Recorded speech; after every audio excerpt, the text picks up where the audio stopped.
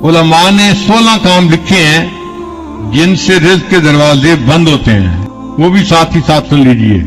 उनमें पहली बात, जूते पहनकर और खड़े होकर खाना, इससे अल्लाह ताला रिज्क में तंगदस्ती पैदा कर देते हैं।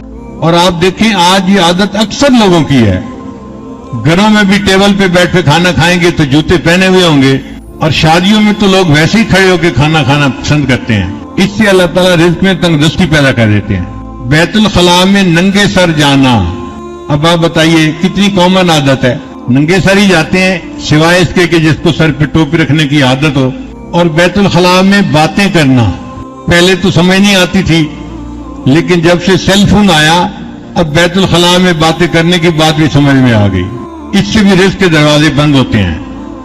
तीसरा, मेहमान को बोझ समझना, मेहमान के आने पर जिस बंदे को थोड़ा तंगी महसूस हो तो अल्लाह रिज्क के दरवाजे बंद कर देते हैं। चौथा, बगैर हाथ धोए खाना खाने से रिज्क के दरवाजे बंद होते हैं। फिर खाने के बर्तन को साफ न करना, खाना तो खा लिया और जो बचा हुआ है बस वो इसी तरह छोड़ दिया।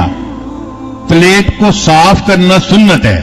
फिर मस्जिद में आकर दुनिया की बातें करना, जो बंदा मस्जिद में आकर दुनिया की बातें करे अल्लाह उसके रिज्क को तंग कर देते हैं। फिर 7वां नंबर है फकीर को झिड़कना।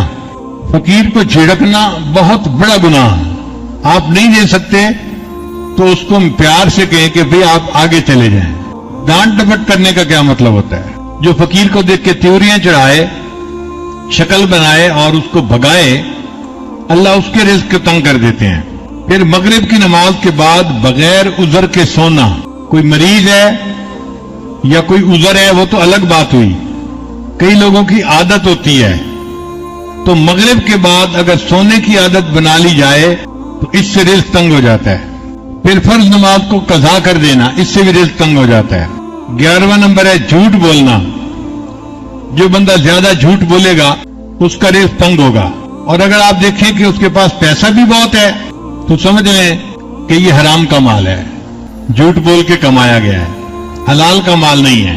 फिर गाने बजाने में दिल लगाना, जिनको गाने सुनने का शौक होता है, हर वक्त मौसीकी लगी रहती है, इस मौसीकी की नहुसत की वजह से भी अल्लाह रिज्क के दरवाजे बंद कर देते हैं। और एक है औलाद को बुरा भला कहना, यह भी अजीब बात है। कई माँ बाप औलाद को हर वक्त ही बुरा भला कहते रहते हैं।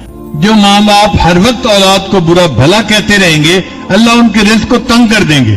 फिर कुरान मजीद को बेवुजू छूना, कुरान मजीद में इंसान जब भी हाथ लगाए तो बावुजू होना चाहिए, बेवुजू हाथ लगाने से रिज्क तंगी हो जाती है।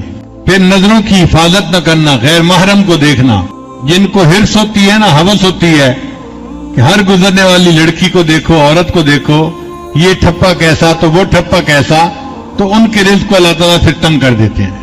और 16वां है अहलो अयाल से हर वक्त लड़ते रहना।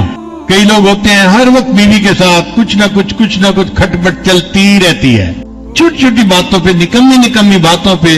तो जो हर वक्त अपने अहले खाना के साथ लड़ता रहे अल्लाह उसके रिज्क को भी तंग कर देते हैं।